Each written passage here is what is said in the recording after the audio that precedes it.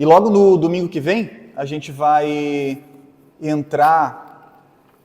domingo que vem. A gente vai entrar na carta que Paulo escreve aos Filipenses, seguindo a sequência das cartas, e os assuntos são muito parecidos, então a gente vai conseguir relembrar bastante tudo que a gente viu aqui nesses 7 domingos, né? São 6 capítulos, mas o capítulo 4 a gente rachou no meio, porque era muita coisa para falar num domingo só. Então, a gente vai conseguir relembrar muitos aspectos. Paulo vai tratar de muitos assuntos parecidos, não é mesmo? Bom, irmãos, capítulo de número 6, a gente vai ler a partir do verso de número 10. Deixa eu achar aqui. Mas antes de fazer a leitura do texto, hoje eu me proponho a gastar um bom tempinho aqui com vocês, para a gente relembrar tudo que a gente viu nessa carta, né? E a gente gastar algum tempo nessa recapitulação de tudo que a gente viu desde o capítulo de número 1, para a gente terminar essa série de exposições de Efésios bem fixado na cabeça tudo que Paulo falou, tudo que Paulo ensinou através dessa carta. Então, vamos voltar lá para o capítulo de número 1 e lembrar até qual era o contexto da igreja de Éfeso, não é mesmo? Que Éfeso é uma grande cidade cosmopolita, que tinha mais ou menos 250 mil habitantes, e era uma cidade entregue naquela época ao gnosticismo, que foi uma das primeiras heresias da igreja, que separava o que era material do que é espiritual, né? Do que é matéria do que é espiritual. Até por causa disso, Paulo trata com uma linguagem mais espiritual na carta, quando ele fala a respeito das regiões celestiais, não é mesmo? Mas Paulo inicia a carta, lá no capítulo de número 1, que a gente viu há alguns domingos atrás, como tem o culto de ceia, eu me perco nas contas, dizendo aos irmãos que os irmãos, os salvos em Cristo, eles são eleitos em Cristo antes da fundação do mundo. Eles são eleitos antes do haja luz. Antes de que houvesse tempo, antes de que houvesse tudo isso, o Cordeiro já tinha sido preparado para isso. Então Paulo vai bendizer a Deus lá no início do capítulo 1, por Ele ter nos abençoado com toda sorte de bênção nas regiões celestiais em Cristo, assim como nos escolheu Ele antes da fundação do mundo para sermos santos e irrepreensíveis. E lá no capítulo de número 1, a gente colocou aqui que a eleição de Deus, ela não é só para o céu, não. Porque quando Deus elege um camarada, a eleição se torna notória já na terra. Porque as Escrituras dizem que Ele nos elegeu para sermos santos e irrepreensíveis, não apenas para habitarmos com Ele no céu. Então a eleição é um pacote completo, ela não contempla somente a vida após a morte, não é mesmo? A eleição contempla a vida aqui na terra, e Paulo vai falar sobre isso. Olha, Ele nos predestinou para uma vida irrepreensível. Ele também nos predestinou para sermos filhos, que na época a gente comentou aqui que conota intimidade com Deus, para sermos íntimos, para sermos santos e irrepreensíveis. Lá no verso de número 12 ele vai falar assim, isso tudo aqui é para convergir na glória de Deus. Então vocês foram eleitos para serem santos e irrepreensíveis, vocês foram eleitos para serem filhos íntimos de Deus. Isso tudo converge na glória dele. E mais um ensinamento no final do capítulo, ele fala assim, vocês foram selados no Espírito Santo. E esse processo todo, ele está garantido. Porque o Santo Espírito de Deus é o penhor da vossa herança até o resgate da sua propriedade, em louvor da sua glória. Então o penhor, a garantia, o carimbo, a assinatura lá do tabelionato, da nossa salvação é o Espírito Santo de Deus que nos garante essa salvação. O garantidor, Paulo trata desses assuntos no capítulo de número 1, trazendo teologia pura sobre salvação para a igreja. No capítulo de número 2, Paulo vai dizer que esse processo de salvação, ele vai trabalhar um outro aspecto disso, e ele vai dizer que esse processo de salvação, ele se deu quando a gente ainda estava morto em pecado.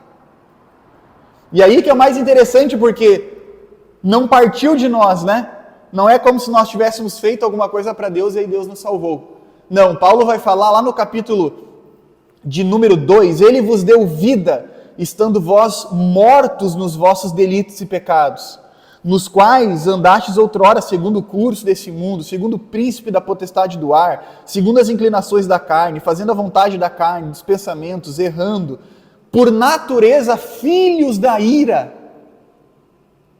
E num destino certo, onde nós estávamos mortos, naquele domingo eu ainda usei a figura do poço, onde eu falei que nós somos como pessoas mortas no fundo de um poço, com lama, e que ao contrário da imagem que está lá no teto da Catedral de Santana, lá onde Deus está com o dedo quase encostando no dedo do homem, não é mesmo?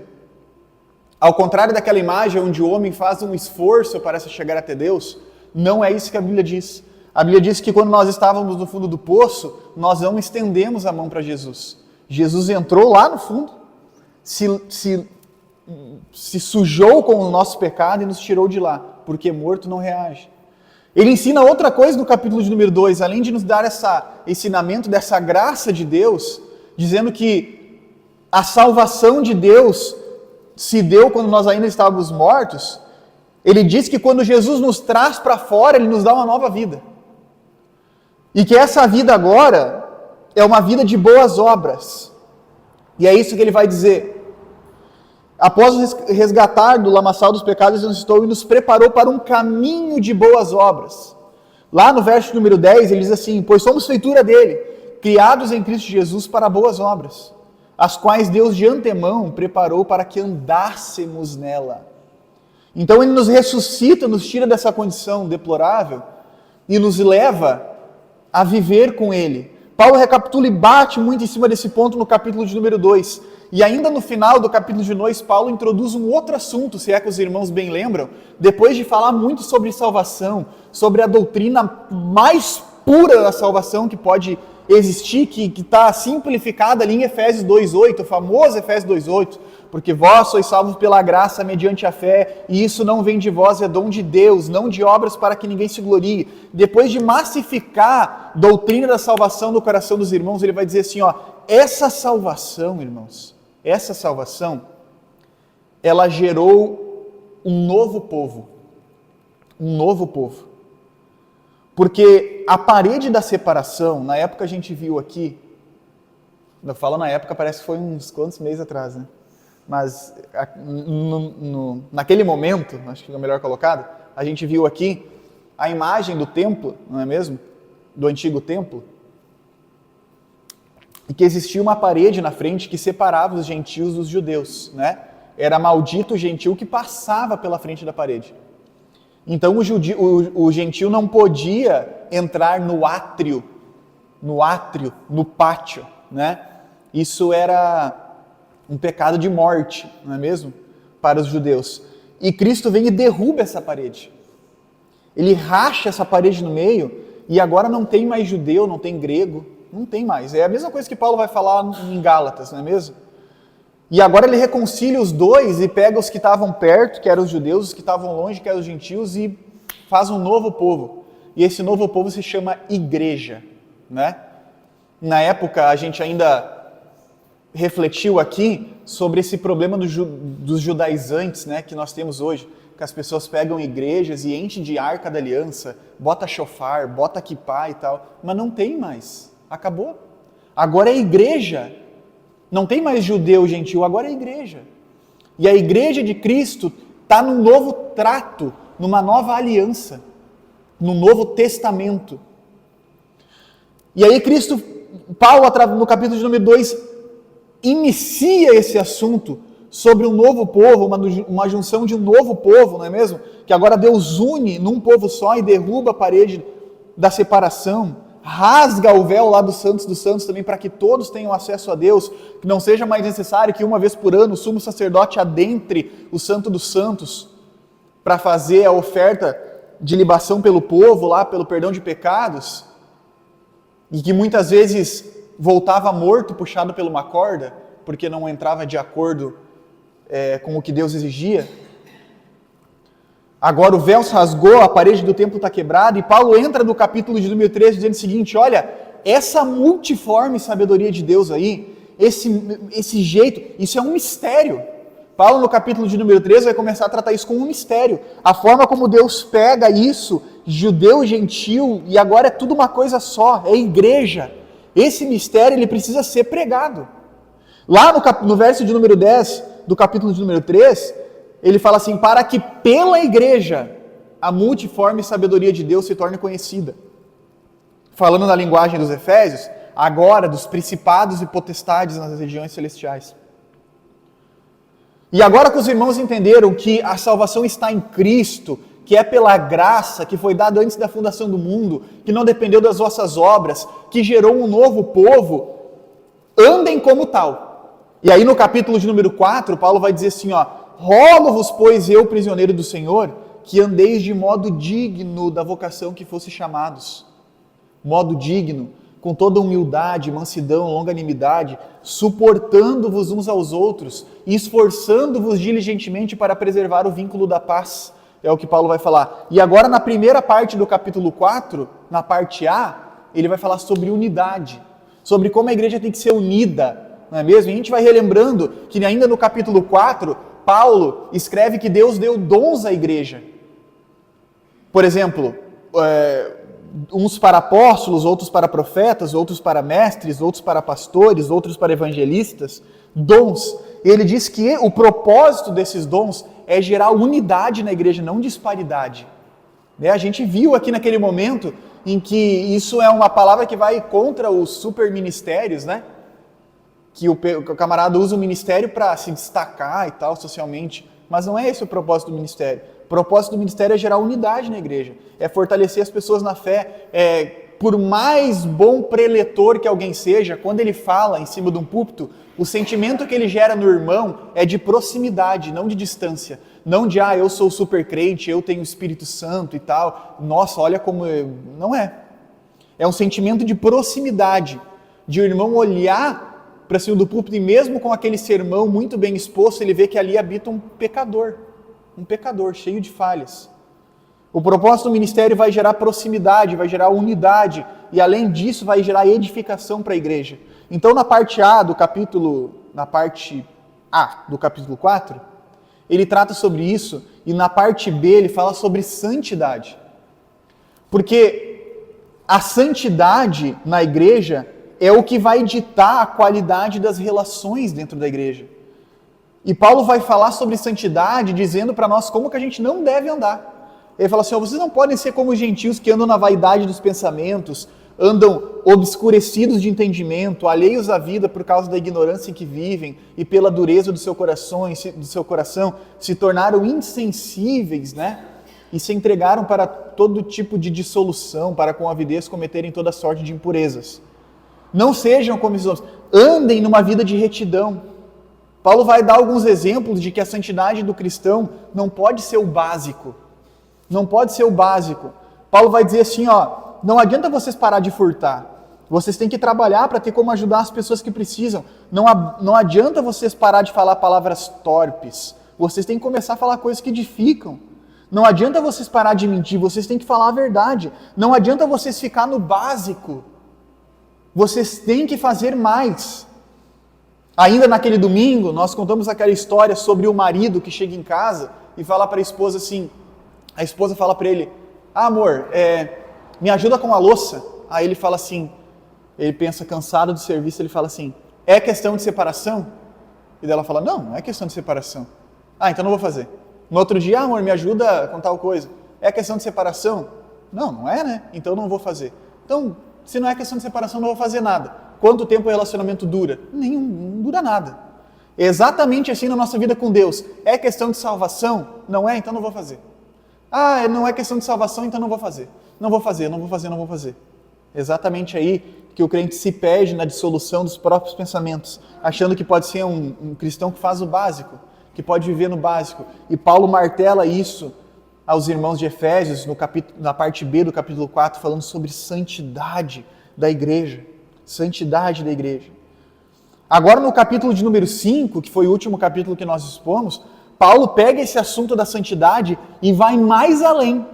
Ele vai até o íntimo do coração dos irmãos e falou assim, ele inicia o capítulo ainda falando sobre o fruto da luz e as obras das trevas, mas a partir do verso 22 ele vai entrar dentro das nossas casas falando sobre esse assunto. Sobre uma vida de retidão, sobre uma vida exemplar em Cristo Jesus. Ele vai dizer assim: mulheres, andem como tal com os seus maridos. Maridos, andem como tal com as suas mulheres. Amai as vossas mulheres como também Cristo amou a igreja. Filhos, obedeçam os vossos pais. Pais, não provoqueis a ira dos vossos filhos. Empregado, servo, trabalhe com temor e tremor ao seu Senhor, com sinceridade de coração, como se fosse a Cristo, não servindo de vista, como para agradar só quando o patrão está olhando. E senhores, empregadores, patrões, também de igual modo procedei para com os seus servos, deixando as ameaças, sabendo que o Senhor é tanto deles como vosso, que estás no céu e não faz acepção de pessoas. Ele pega esse assunto de santidade e leva para dentro da nossa casa. Até o verso de número 9. Então Paulo tratou de várias coisas nessa carta. Paulo tratou lá da eleição, de salvação, doutrina da salvação. Doutrina da salvação. E isso é muito óbvio, porque não adianta chegar numa pessoa que não tem a Cristo, não conhece o Evangelho, e falar para ela o jeito que ela deve andar. Não tem como eu discipular um bode. Eu já falei isso aqui outras vezes. Tem situações em que a pessoa está com vários problemas e tu fala assim, e eu penso para mim, antes de eu tentar resolver os teus problemas com algum conselho, tu precisa se converter.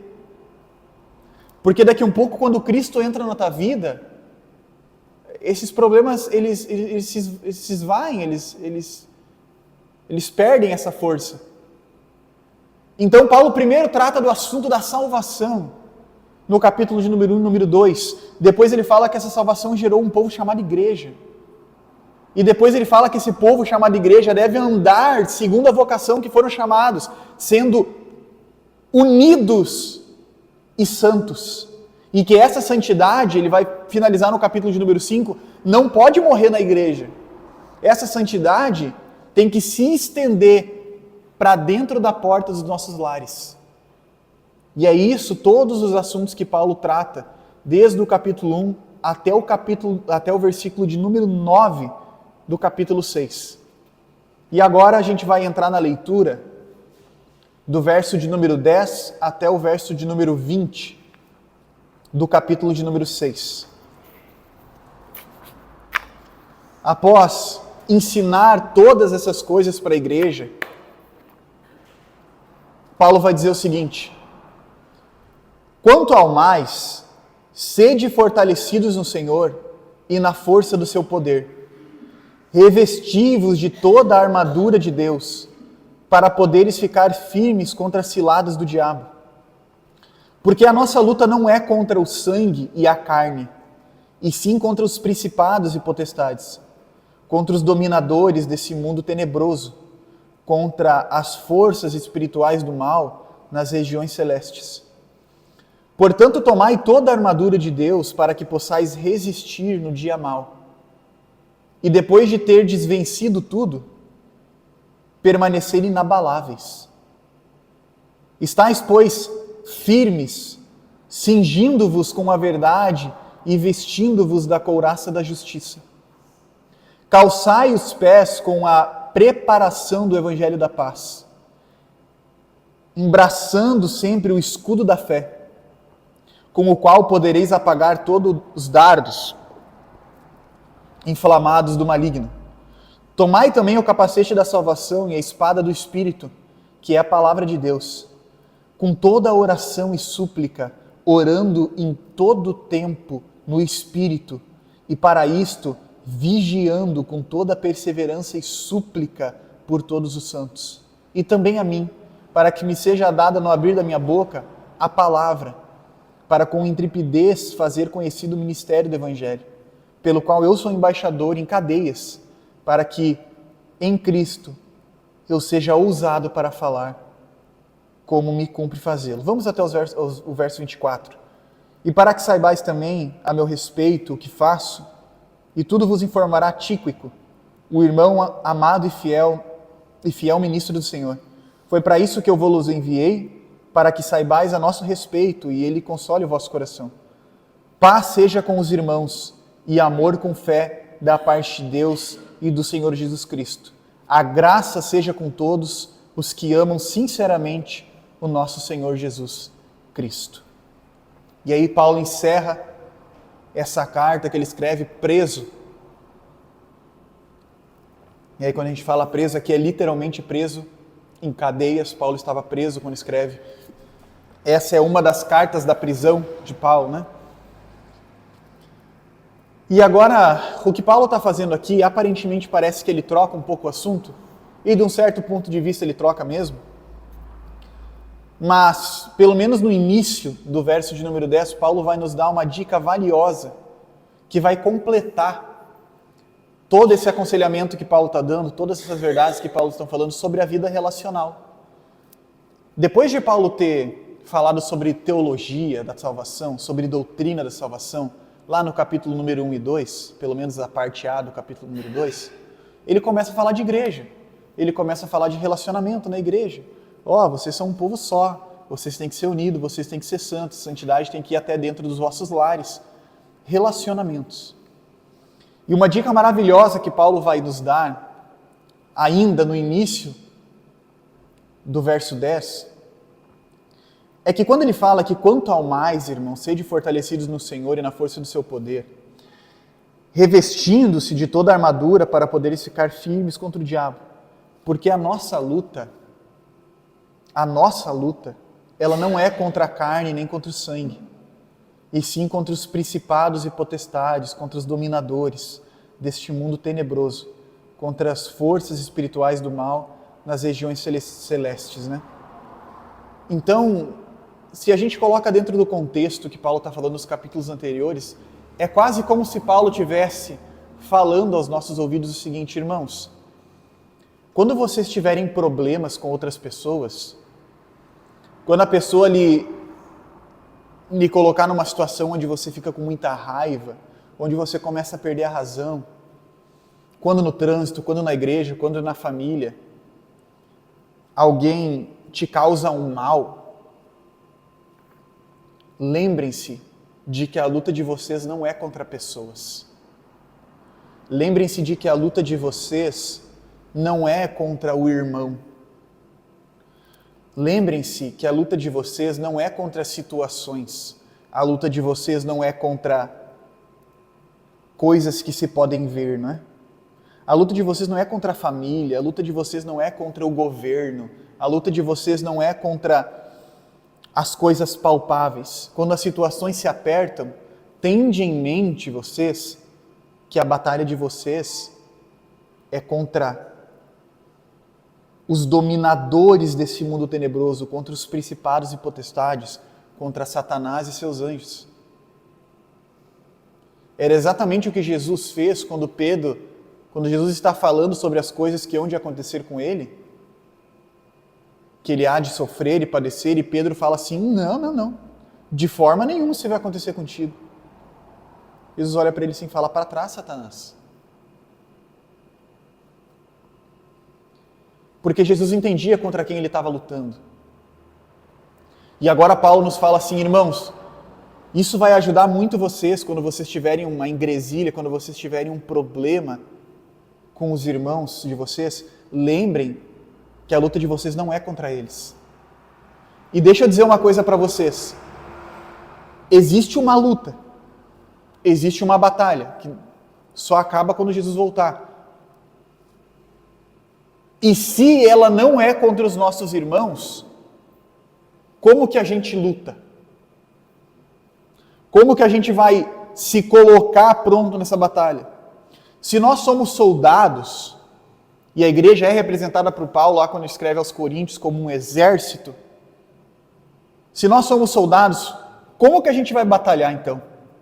Porque Paulo está dizendo para mim: lembrem-se, para que a vida de relacional de vocês fique melhor, na hora que o problema vier, lembre que não é contra o irmão.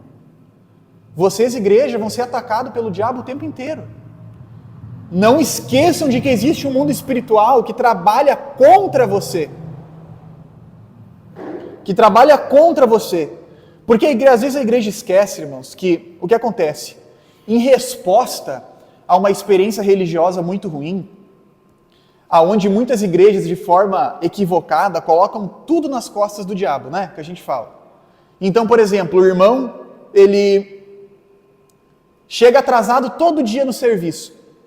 Aí, no final do mês, tem um desconto lá na folha de pagamento dele, ele fala assim, olha aí, ó, o levantar do inimigo. Não é levantar do inimigo, né, irmão? O camarada não chega na hora e não dá, né? Então, tudo é culpa do diabo, né? Tudo é culpa do diabo. O camarada não cria o filho nos caminhos de Deus, não doa o seu tempo à criação do seu filho, não faz nada. Aí quando o filho está lá perdido, em festas, ele fala assim, ó, Satanás se levantando. Tudo bem, mas e aí? E a tua responsabilidade? Então há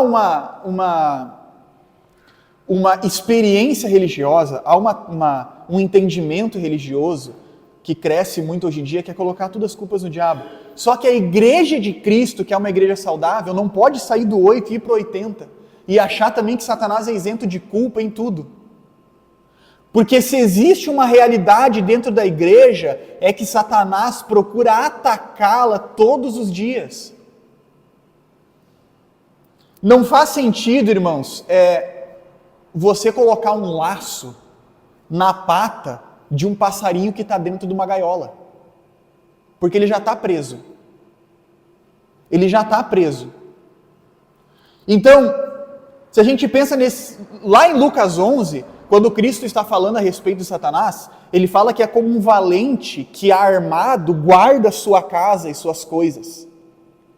Então Satanás não ataca quem já é dele, ele guarda. Agora quem que ele ataca? Quem está fora da gaiola. Quem está fora da gaiola? Quem é livre? Quem conheceu a verdade e a verdade vos libertou? A igreja. Então se tem um alvo estampado para ataque da parte de Satanás, é a igreja. E isso sempre vai acontecer. Sempre vai acontecer. Que vai trabalhar incansavelmente para destruir a vida da igreja, para destruir o avanço da igreja na terra. Nós bem temos confiantes as promessas das Escrituras, porque a gente sabe que as portas do inferno não vão prevalecer contra a igreja de Cristo. E aí Paulo vai nos reforçar agora, vocês precisam se preparar para essa batalha. Lembrando que vocês não lutam contra a carne, nem contra a sangue. Lembrem-se disso, quando a situação ruim vier, não irai-vos, não pequeis, como ele vai falar no capítulo anterior. Irai-vos, mas não pecais. Não se ponha o sol sobre a vossa ira. Não deis lugar ao diabo. É exatamente o que ele fala.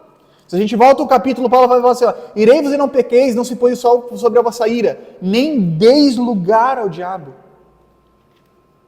Olhem para o verdadeiro inimigo da vossa causa e, quando esse momento acontecer, aquietem-se e levem a batalha para onde? Em oração. E aí vai ser o campo de batalha do crente, na oração. E aí, dentro do quesito de oração, Paulo vai falar assim, ó, revesti-vos de toda a armadura de Deus, para poder ficar firmes contra as ciladas do diabo. Porque a nossa luta não é contra a carne, nem contra a sangue e tudo mais. E lá no verso 13 ele fala assim, portanto, tomai toda a armadura de Deus, para que possais resistir ao dia mau, e depois de terdes vencido tudo, permanecer inabaláveis. Porque Satanás vai atacar e vai atacar em várias áreas. Áreas muito conhecidas nas Escrituras. Quer ver um lugar onde ele vai atacar? É na insatisfação. Tornar pessoas insatisfeitas em Cristo. Se a gente volta lá para Gênesis capítulo de número 3, aonde Satanás tenta Eva e tenta Adão, a antiga serpente, a gente volta lá para Gênesis capítulo de número 3, você imagina comigo o que você quer hoje para a sua vida? Paz, tranquilidade, a companhia de Deus principalmente, ter Deus na sua vida, ter com o que se sustentar e ter uma vida equilibrada. Pois bem, tudo isso Adão e Eva tinham. Além de Adão e Eva poderem desfrutar do Éden, do jardim, e de tudo que nele tinha, com exceção da árvore que se encontrava no centro, eles ainda, em toda a viração do dia, tinham a companhia do próprio Deus. tinham a companhia do próprio Deus, e Satanás vem, e mesmo com todo esse contexto de satisfação, Satanás vem e coloca insatisfação no coração deles e fala assim: vocês precisam de mais. Vocês precisam de mais. O carro que tu tem não tá bom, a casa que tu tem não tá bom, a roupa que tu anda não tá boa, o trabalho que tu tem não tá bom, teu marido que tu tem não tá bom. Tudo não tá bom, vocês precisam de mais. Vocês precisam de mais, vocês precisam de mais. Não é à toa que eles comem do fruto proibido. Para quê? Para serem igual a Deus, para terem conhecimento, para terem mais. Satanás vai trabalhar com a insatisfação na vida dos homens. Satanás também vai trabalhar para deixar as pessoas iradas, porque é exatamente o que Paulo vai falar no capítulo anterior. Porque quando a gente se ira, a gente dá lugar ao diabo. Satanás também vai trabalhar para aprisionar e para matar. Lembra quando a gente expôs aqui a carta à igreja de Sardes, que era uma igreja sofredora, onde Jesus escreve através de João dizendo assim, eis que Satanás irá pôr alguns de vós em prisão para morrer. Sede firmes e fiel até o fim. Várias áreas da vida que Satanás vai atacar, a gente cita algumas, mas são várias. E para isso, convém que todo crente esteja equipado com a armadura espiritual de Deus. E aí Paulo vai falar a respeito dela, lá no verso de número 14, estáis, pois, firmes, cingindo-vos com a verdade, vestindo-os com a couraça da justiça, calçai os pés com a preparação do evangelho da paz, embraçando sempre o escudo da fé, no quais podereis apagar todos os dardos inflamados do maligno. Tomai também o capacete da salvação e a espada do Espírito, que é a palavra de Deus. Equipai-vos espiritualmente, é o que Paulo diz. Equipai-vos espiritualmente, porque senão nessa guerra, que agora Paulo revela qual que é o verdadeiro campo de batalha, a gente não consegue vencer. Como que a gente pode se preparar? Porque se existe um grande problema numa guerra, irmãos, agora os irmãos vão entender comigo. Se há um exército ou se há uma guerra, o do pior erro que alguém pode cometer nessa guerra é atacar o inimigo errado. Aí a situação se dá com o irmão, um tendel, você perde a razão, você começa a atacar o seu irmão e começa a atacar o inimigo errado. Começa a atacar o inimigo errado. Você gasta tempo, gasta forças, e quando o verdadeiro inimigo vem, você está desgastado. Há necessidade da igreja reconhecer que a luta dela não é contra a carne nem contra o sangue, e identificar o verdadeiro inimigo das nossas almas. E como que a gente luta contra ele? Como que a gente luta contra ele de fato? Verso de número 18. Com toda a oração e súplica, orando em todo o tempo no Espírito, e para isto vigiando com toda a perseverança e súplica por todos os santos. A única maneira de a gente ser revestido por Deus para suportar esses dardos inflamados de Satanás é através da oração. Eu comentava com a Jane ontem a importância da oração. E como às vezes a gente perde isso na caminhada cristã. Daí Cristo fala hoje, por que você não ora mais? Por que você não dedica mais o seu tempo em oração? Por que de alguma forma você acha que isso é desnecessário? Uma vez perguntaram para um grande teólogo falando assim, o que é mais importante? A leitura e o estudo das Escrituras ou a oração? E ele respondeu com outra pergunta dizendo, o que é mais importante para um passarinho? A asa esquerda ou a asa direita? A oração, através da oração que Paulo vai incentivar a igreja. Agora olha que interessante, porque no verso de número 13, Paulo fala assim, portanto tomai toda a armadura de Deus, ok? Em oração tomai toda a armadura de Deus, para que possais resistir ao dia mau. Para que possais resistir ao dia mau. Quer ver alguns textos que conectam com esse? É lá em Tiago, capítulo 4, número 7, onde Tiago fala assim, resisti ao inimigo e ele fugirá de vós. Ou então lá em 1 Pedro 5,8, onde Pedro fala assim, sede sóbrios, vigiais, porque o diabo, vosso adversário, anda em derredor, brandando como leão, buscando a quem possa tragar, o qual resiste firme na fé, sabendo que as vossas aflições se cumprem entre os vossos irmãos no mundo. Agora olha que interessante, na batalha que o crente tem contra Satanás, ele não ataca, ele resiste. E que tipo de batalha é essa que uma pessoa ganha a guerra sem atacar? Porque Paulo vai falar assim, resistir no dia mal e depois de ter vencido. Como é que se vence se não atacou? Como que se vence uma batalha aonde não se ataca, irmãos? Como que se vence isso? Só tem uma explicação. É porque outra pessoa vence por nós. É porque outra pessoa já venceu por nós. E Cristo Jesus já venceu Satanás na cruz. Nós apenas estamos esperando o cumprimento, a finalização dessa vitória na volta de Cristo. Cabe a nós agora apenas resistir até lá, porque a vitória já está ganha na cruz. Revesti-vos, pois, de toda a armadura de Deus, para que possais resistir ao dia mal. Essa questão, armadura de Deus, no grego, é uma palavra que se chama panóplia. Porque é um conceito só de armadura. Não tem como tu ter uma coisa sem ter a outra. Não adianta ir para a guerra só com a sandália, sem o capacete, só com o escudo, sem a espada. É uma palavra só que contempla tudo, armadura. Usando-se, revestindo essa armadura de Deus para poder resistir ao dia mal. Por quê? Porque o crente não ataca. Fortalecidos na força do seu poder. Lá no verso número 10, Paulo fala. E a igreja não pode esquecer que existem momentos da vida que somente tendo o poder de Deus para vencer, através da oração. A nossa boa moralidade, nossa boa conduta não vai ajudar.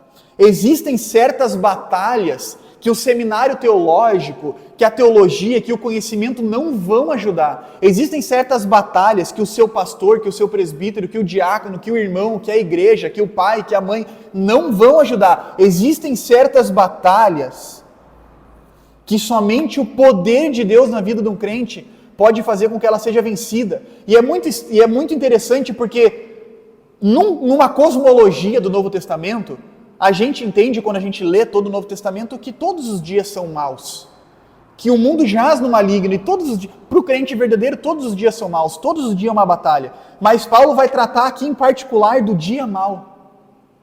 Vai vir um dia, vai vir um problema. Quer um exemplo disso? Quando você liga a televisão. Nem aconselho que você faça isso, mas se você liga a televisão, um noticiário, por 1 hora, não sei, você fica extremamente ciente de que o mundo jaz no maligno, que é desgraça para tudo quanto é lado, mas vai chegar um dia,